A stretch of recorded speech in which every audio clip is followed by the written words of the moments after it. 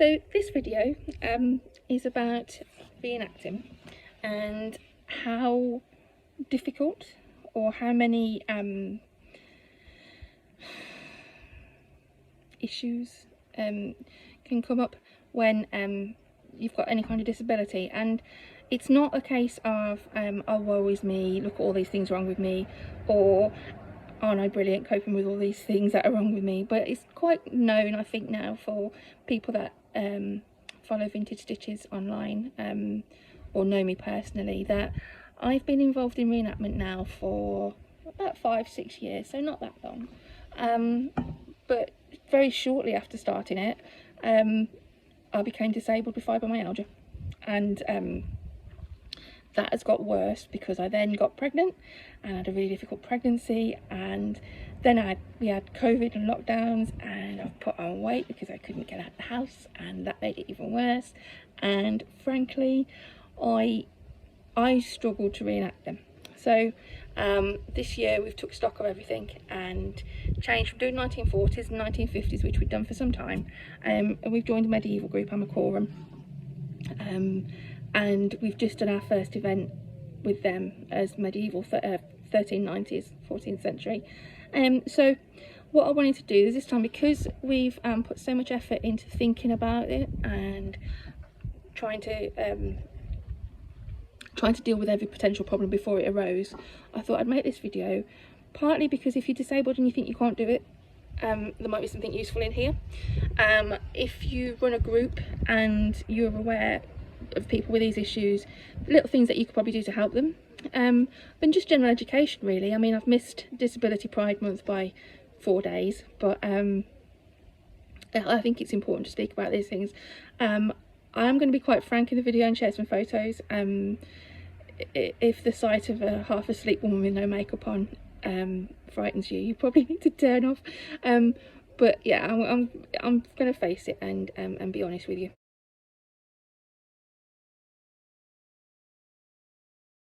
So the first one we're going to look at is sight. So as you can see, I wear glasses. As you can see, I don't wear them. I wear them on my head. And they're absolutely no use up there. But if I don't wear them on my head, I lose them. And sometimes I need them. Are you following? So I'm basically short-sighted, but I've got to that age now where I'm also don't need to wear them when I'm doing sewing and reading and talking to myself on a phone. So what I can't see is the notes that are there. I can't see them without glasses. That's why you see me go. Anyway, so sight problems and also hearing. Now, I've got nobody in the family with hearing issues, but I guess that the thoughts on glasses would also apply to hearing aids. Now, when I did World War II, I did my best to change my glasses to something that resembled what they wore in the 1940s. My partner, he changed his to much more authentic looking frames, and then as his eyes got worse, he did the same as me, as good as possible, what was available from the shops. Now, with my prescription, I've got astigmatism and I've got really thick lenses, and I've worn glasses since I was a tiny child. So there is very little an optician can do with a pair of vintage frames. I'm very aware there are specialist makers. I've spoken to the specialist makers, and my prescription is a strong one and a difficult one to put in frames. So as a result, when I did 1940s, you got as close as, because that's all I can do. Online, I see an awful lot of people having a go at people about their glasses and saying, oh, you can do this, you can do that. Now, I've started to take people to task now, because that's ableist. You are assuming people don't know this. You're assuming that people don't want to change this. But the problem is, if you're not wearing the glasses, you can't see. Now, for me, sitting, sewing, whatever, doesn't matter. But if you're shooting, if you're taking part in a mock battle, if you're handling knives, blades, fire, do you want somebody who can't see doing that? So, as a result, some people have to wear modern glasses sometimes. Now, with medieval, we've then got another issue in that glasses weren't invented. So what do? Some people wear medieval glasses, which is great, because I mean, medieval period, what you're looking at, like 500 years anyway. And Joe Public wouldn't necessarily go, oh, them are 16th century glasses and he's supposed to be 12th century. It's not going to happen, is it? As long as you look right, you look like you're in period, and you're not wearing, well, these for starters, you're probably going to be okay. However,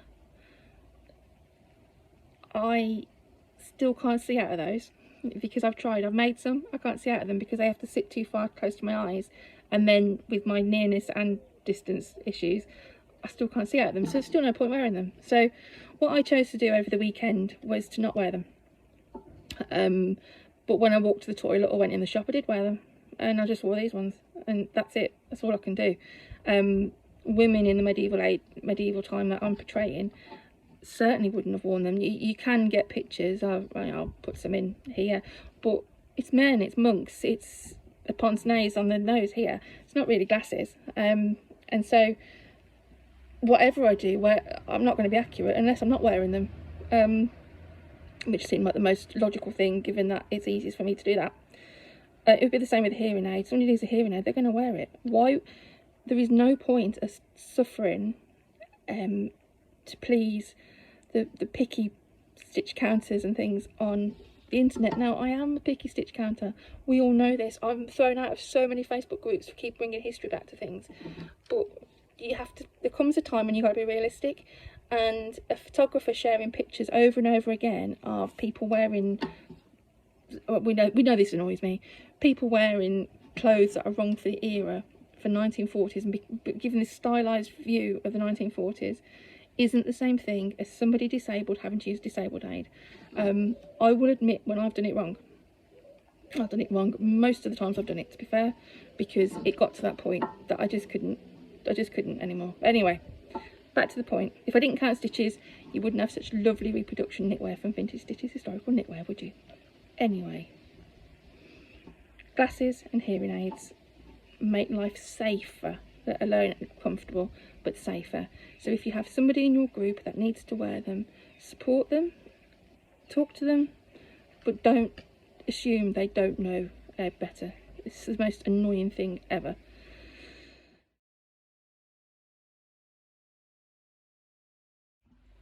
So the next one with me, an issue of mine, is mobility. Now, with fibromyalgia, my mobility is different each day. Today I'm able to sit in the garden. I've walked out here, I've sat down, and I've been talking into my phone now for probably about an hour doing different things. But anyway, I'm not using an aid. I'm fine. I'm not in pain. I'm fine. But I'm sat down because I can't stand up. And yesterday I couldn't take the strength on my arms to lift myself out of bed. So today is a much better day than yesterday. Yesterday I was having to hold on to things and shuffle across from bed to toilet and getting help on it. So, you know, you can't, just because you see somebody moving and walking one day doesn't mean that that's how they walk. It also doesn't mean that's how they walk all day. Also, don't assume that somebody disabled needs a wheelchair. However, don't assume somebody in a wheelchair can't walk. That's the thing. So also, don't assume somebody in a wheelchair can get across a muddy flipping field to a toilet. But anyway, we'll come on to that. So for me, I've got a stick, I've got crutches, I've got some old-fashioned looking crutches that I could have used for 1940s but I never did. I've got old-fashioned looking 1940s looking sticks which I did use, but I'm not going to start trying to find a reenactment wheelchair. Now, for medieval, what even does that look like? Now, if you have a look on some manuscripts, there are pictures where people are being carried and there are crawling sticks, crawling posts, claw things to crawl along the ground if you're a cripple, or there's crutches. That doesn't really help me in my situation because on top of what I've got fatigue as well, so I can't self-propel anything if I'm ill. So therefore, the rollator that I use is weapon of choice. So I have to use it, and what we decided to do this time was to disguise it with a blanket of sorts and a cover, so that when I've got it on a camp, it's not obvious what it is. But there are times when it had to be obvious. I'm not going to be able to walk again to the toilet, walk around looking at things without using that rollator. It's about comfort, it's about safety. If I don't use it, the customers and the visitors will see a reenactor lying on the floor in pain, not able to move, and that's not going to help anybody. So consequently, sometimes mobility issues have to be covered with modern aids.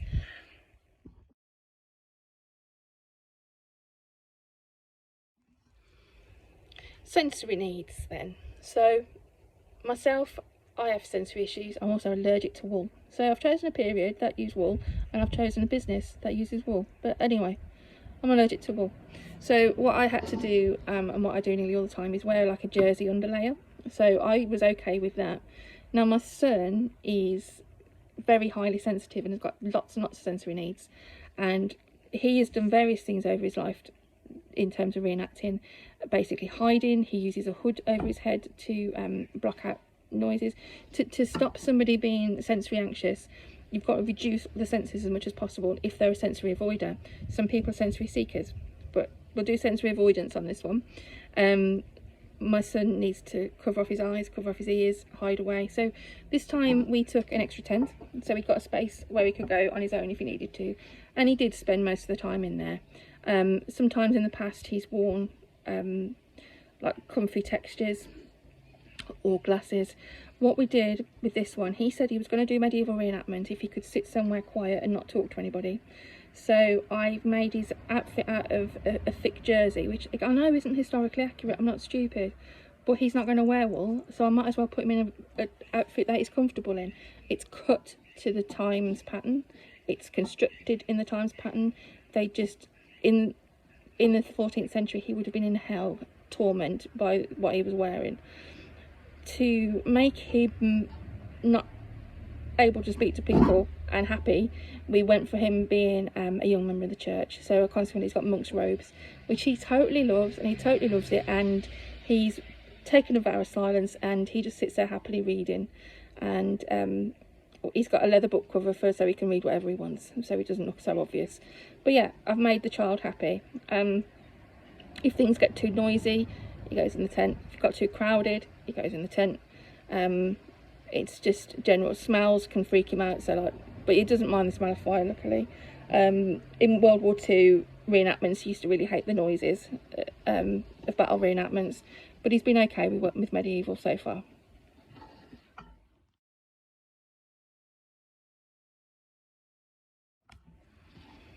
Toilet issues. So without going into detail here, disabled toilets, they're really kind of handy when you're disabled, and more than one,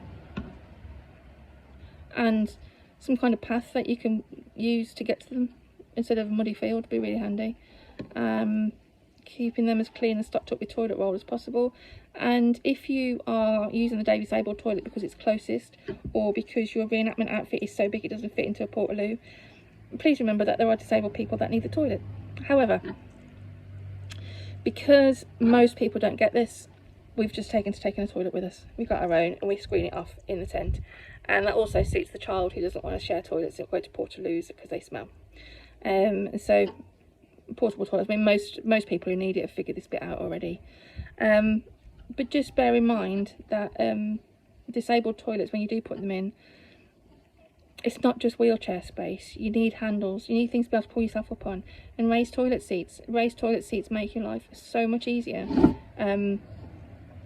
And it's just, there's just so little thought that goes into disabled toilets. I've got a whole plan on disabled toilets.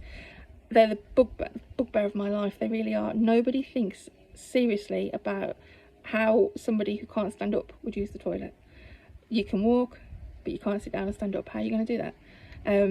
Some people are disabled and need bags to empty and change in. They need space, they need water, clean things, and it's just ridiculous. But anyway, toilet issues. The other thing to think about is the distance from the toilet. So if you're in a group and you've got somebody who's going to need the disabled toilet, get as close to the toilet as you can if you're given a choice on where to be.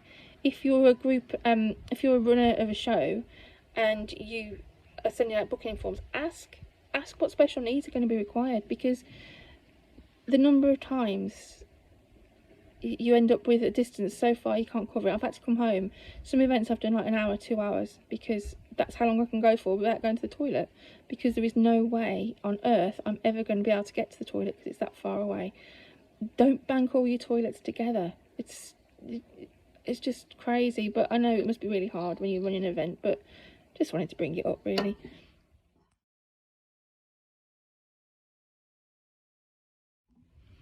Pain. So one of the big symptoms of fibromyalgia is living in pain. Again, it's not a how great am I'm coping kind of thing, but I'm always in pain, always. And sometimes that pain is manageable. So like right now I've got a neck ache as if I've been out all night headbanging in clubs like I used to, and my knees probably won't take my weight when I stand up, so I'm gonna have to use something to stand up. But some days it is absolutely every single part of my body is in pain. And I've done some drawings again, which will show you how it feels as best as I can communicate it. It can be stabbing, you can feel like you've been run over, you can feel bruised, and if people could see what the pain looks like. With mine, I'm moaning a bit now, with mine there's no pain relief, nothing works, because it's a neurological pain, not a actual pain. So there is nothing I can take to make the day feel better or go better. So if the only way I can manage it is to avoid doing things that's going to make it worse, like walking miles to a toilet, or standing up talking, or getting stressed out. Stress makes it bad. So what happens with me though, if my pain gets too much, I black out and just drop to the floor. So that's the reason really I use the rollator, is that if I feel like I'm going to block out, I can sit down before I smack the floor. At Harbour at War last year, twice I face planted the floor through pain, and that was the point when I realised that we probably shouldn't be doing this reenactment lark anymore. The first medieval one that we've just done, I was fine. Everything was catered towards me, so it was good and we were okay. But just remember, people can be in pain, and pain leads to very bad moods, depression, low tolerance of people, and all those things that you don't really want in your group for reenactment. But some people are putting a brave face on because they've committed to something. For some people it's the fight through the pain that they have to do, because otherwise they would never have a life. So a little bit of compassion, support, somewhere to sit. Do they need something warm to wear? Something can you get anything? If you can get a drink for that person, rather than putting them through extra pain to go and get a drink, just offer. Or just so that, you know, if you're going somewhere, do they need anything? Because they could be stuck and not wanting to ask. So just a bit of courtesy to people. What I do is, now we've discovered that I can sleep over in a tent, is make sure I've got the stuff that I need to keep me cool, stuff that I need to keep me warm with me, neck wraps and things like that. The person suffering will know the best treatment and the things that they need, so never assume, just talk to the person to see what you can do to help.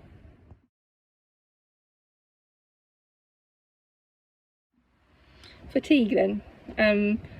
I always look knackered because I always am knackered. I've got a double whammy because I've got the fatigue, chronic fatigue as part of the illness, so consequently I never feel that I'm actually fully awake or alert. And I've also obviously got low energy, and it's a struggle to move sometimes. So as I say, sometimes I don't have the strength to walk or sit up. Sitting up can then make me tired, so I lose concentration quite easily. I need to lie down before I fall down. And another reason for using the rollator and not being able to use crutches or a stick, and why sometimes actually I should be in a wheelchair, which is what I end up doing, is sitting on the seat of the rollator, because wheelchairs, I just didn't like them, and I don't like the lack of control. I'd love an electric wheelchair, but I can't afford one because they're thousands and it's not going to happen. So consequently the rollator and the child pushed me on it. If I get too tired, black out, face plant the floor again. If I get too tired and pain, I'm done for days. Over the winter this year, I was completely bedbound from the 13th of December till about the 19th of February. I literally didn't get out of bed because I couldn't, either through pain or fatigue. And so realising that what you see now, me sitting here, is not me. This isn't me yesterday. Nothing like this yesterday. But it's why I knit for a living and don't teach anymore or funeral direct anymore. I'm stuck to what I can do. And another reason for that I've had to back off the knitting is it is just too tiring and too painful to move around the speed I need to move around to run the business now. So I'm just still now. I've just got to accept it and just keep myself going as best I can. So fatigue, somewhere to sleep. Let your people that get fatigued and tired sleep. Give them a break. Don't stick them on the road and wander off going shopping to, you know, let them look after the weapons while you go off for 4 hours. You know, don't do that. if you see someone looking tired, ask them if they need a break, give them permission, because it's really hard when you're trying to fight through things. You need permission sometimes to take a break, and that can be a really difficult thing to do. For the reenactment, we've got a bed in the tent, so if I needed to lie down, I could have. Problem I've got though is I've also got sleep apnea, and you can see the marks on my face still there and there, probably permanent marks now. Anyway, I have to sleep with a mask covering here. I've had loads of tests, loads of things wrong with me, and consequently I sleep with that. So we've got big powerful generator pack things that cost about 250 quid each, so that I can camp out and wear the machine all night because I need electric. If I don't have that, I stop breathing in my sleep, and it's not great, but that leads to unrestful sleep, which leads to fatigue, which leads to more issues. So yeah, I'm falling apart.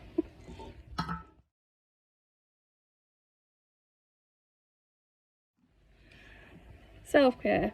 I have to have a carer. Sean's my carer, bless him. I find I struggle to cook a meal.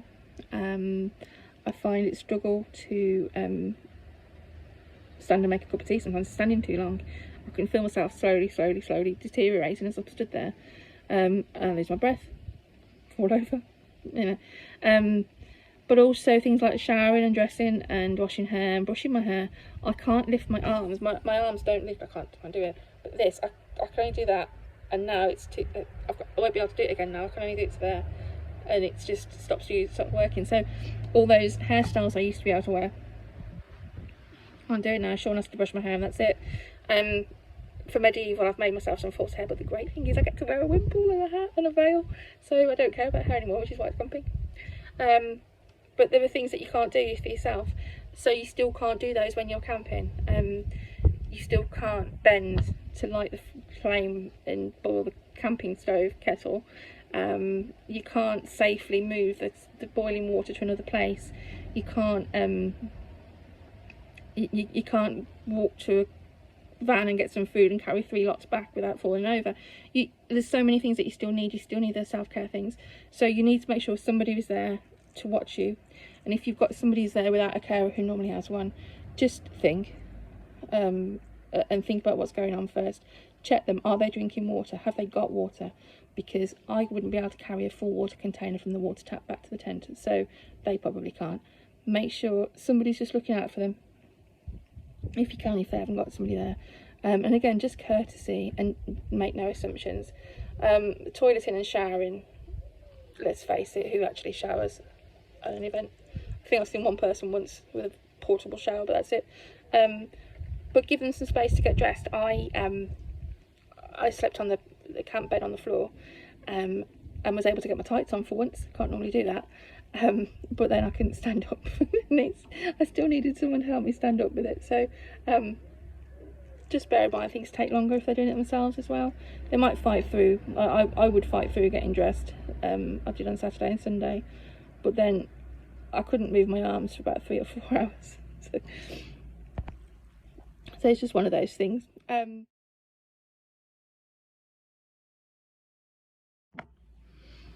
Anxiety and depression I've lumped together because they usually end up getting lumped together, and one tends to cause the other.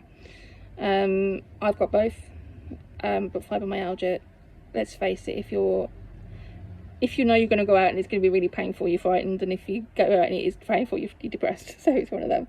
Most people suffer at some point, and it's a real thing. If you've got people in your group that don't feel like coming, just check in on them. Anxiety is the big one for me more than anything else, and it can look so different in so many people. It can be rocking, it can be twitching, it can be suddenly backing out at the last minute. Depression can just be lack of enthusiasm on things. There's plenty of resources around for that, but anybody who's on medication, make sure you take it with you. Take it. Don't go 2-3 days without taking your medication, because you're going to feel rotten on the Sunday night. Just keep taking your tablets. This is the motto. But if you enjoy, reenacting is about enjoying what you do. I didn't enjoy it last year. It got really bad, and it became a festering sore that just put me more and more depressed. hopefully now we've changed things, I've changed that.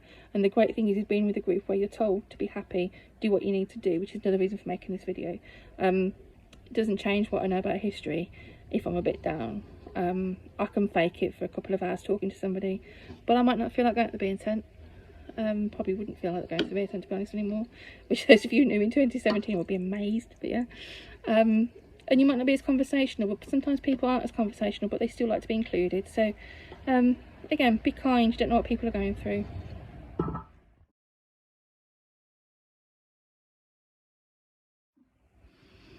Social anxiety is one that, and communication. So obviously it would normally go with like autism, but it can just go with normal depression and anxiety.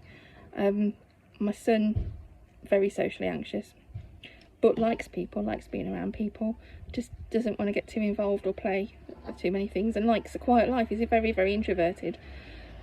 But discussing with him what he needed, we were able to come up with the monk's outfit, or the clergy outfit he's got. I get socially anxious, but when I get socially anxious, I'm smiley and covered in makeup, and you wouldn't know I'm smiley and anxious. I've done roles all my life where I've stood, I was a teacher, first of all, teaching little children, and then I was a funeral director where I used to stand in the front of church and shout at everybody to sit down and do as they're told. And then I taught people to be funeral directors now, to stand up and teach and shout at people to do as they're told. And then I taught adults, and I used to teach people with special needs a lot as well. And it is about reducing that anxiety as much as you can and doing what you need to get through. For me, it's putting a hat on, it's putting a costume on, it's putting a face of makeup on, whatever you need to do to get through. Remember that not everybody wants to talk to big crowds of people. Remember there are some people that love talking to big crowds of people. Remember that there's some people that want to do it and don't like it, but they want to go with you and try and help them along. Try and find your best people for communicating to people, rather than forcing somebody who's going to feel awkward to do it. If it means learning from another person their specialism, help each other out, work as a team. Some people need that bolt hole to go and hide away. Give people the chance. They're not slacking off, they're not hiding, they just need time to go and just basically decompress and restore themselves if they're a bit nervous. Some people it passes through the day, some people it gets worse through the day. Lots can happen, and so again, be kind if you can help them, and do. I'll always speak to a group of people, but I'll always need a couple of minutes first to work out what I'm going to say, and then ignore it like I'm doing at the moment. But anyway, yeah, that's anxiety. Sometimes people find it difficult to make eye contact. Sometimes people are really put off by that, and sometimes people are really put off by people talking to them in sunglasses or things like that.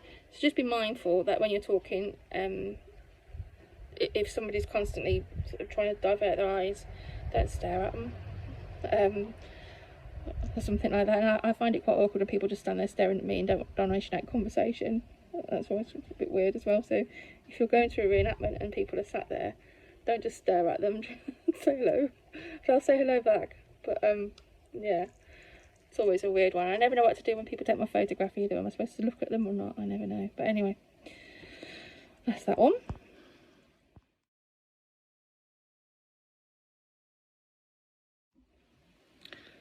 Food. So, generally accepted with reenactment is to use period tableware, and that makes sense. You don't want to see a can of Coke on a historical display. Our historical display this weekend featured baby's bottle, a modern baby's bottle, and Minnie Mouse, because there was no way the child was letting go of them. But anyway, so I think every reenactor knows this. Anybody serious does. The same when it comes to food. So our group were cooking medieval recipes and sharing them amongst people, but I'm allergic to, I'm not intolerant to, just got my words out, I'm intolerant to it, but I'm not allergic to it. So I don't eat gluten if I can help it. No, I do eat it because I love pizza, but if I had a pizza, because I'm also intolerant to dairy, I'm going to be no good the next day. So that's something I need to be mindful of. Bread obviously features very heavy in the medieval diet. and although it's not the bread that we would necessarily eat now, actually the bread at the time was probably great for me, but it's a tricky one to sort of manage at the minute, because it's still very new to us. So as a result, I tend to take foods that I know I can eat, and hide them as best I can. It was the same with World War II. I just, you know, empty a pot noodle into a mess tin and go from there.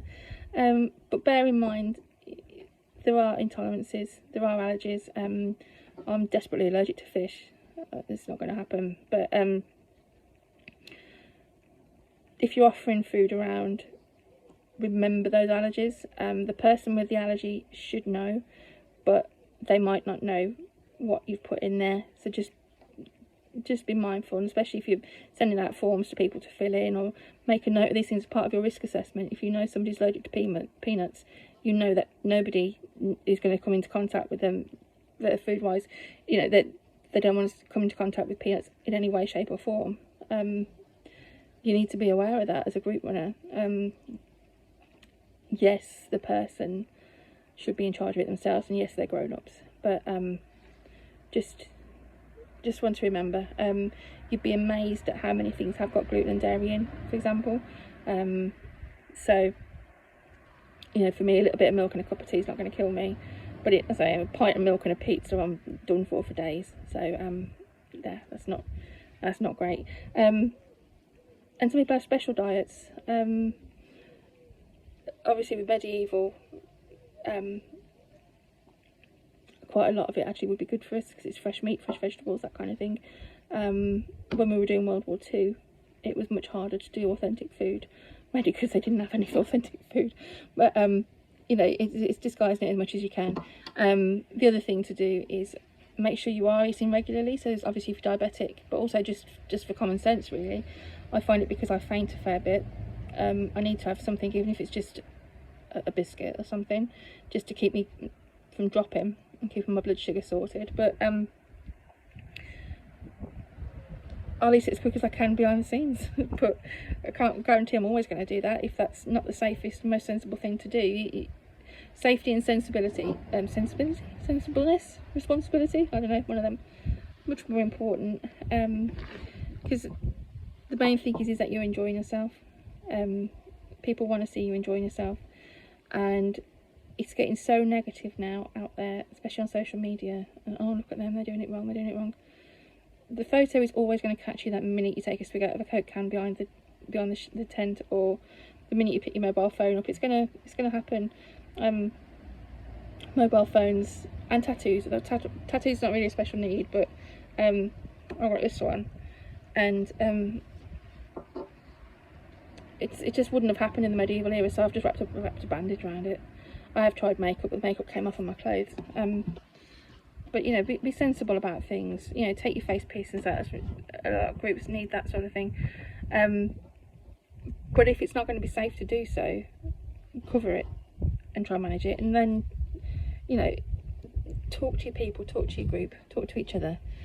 And there's usually a solution for it, even if it's being a bit creative in what you wear or what you reenact as. Them are the main disabilities that I can really think of. There's bound to be others, there's bound to be extra needs, but no two people are the same. No two people with the same condition are the same. So just never assume.